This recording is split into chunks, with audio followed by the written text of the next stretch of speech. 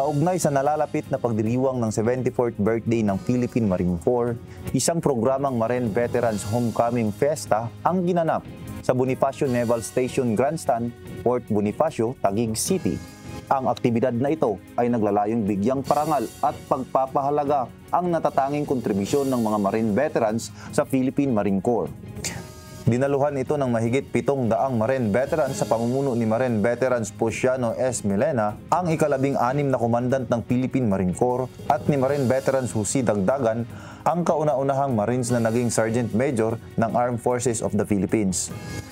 Isang testimonial parade and review ang iginawad sa kanila kasama ang komandant ng Philippine Marine Corps na si Major General Arturo G. Rojas, Philippine Navy Marines. Sinundan din ito ng pagbibigay parangal sa mga natatanging Marine Veterans sa pamamagitan ng paggawad sa kanila ng Token of Appreciation at sa pamamagitan ng Philippine Marine Corps Foundation Incorporated o PMCFI. Nakatanggap naman sila ng mga libreng serbisyong may kinalaman sa kanilang health and wellness gaya ng nutritional counseling, basic medical screenings, wellness spa treatments, mental health support, dental care at iba pa.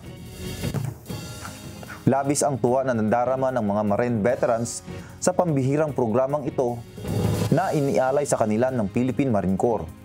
Ayon sa kanila, masaya umano sila at hanggang ngayon ay hindi sila kinakalimutan ng organisasyon at ramdam pa rin nila ang kanilang halaga at respeto ng mga bagong henerasyon ng Marines. Ang aktibidad na ito ay sumisimbolo lamang na ang samahan ng Marines ay hindi matitinang kailanman. Ika nga, once a Marines, always a Marines. Para sa ulat mula sa Headquarters Philippine Marine Corps, ako si Corporal Judenry Abragan, Philippine Navy Marines, ang tagapagbalitang mandirigma ng Marine Corps Public Affairs Office, at ito ang Balitang Mandirigma Express Edition.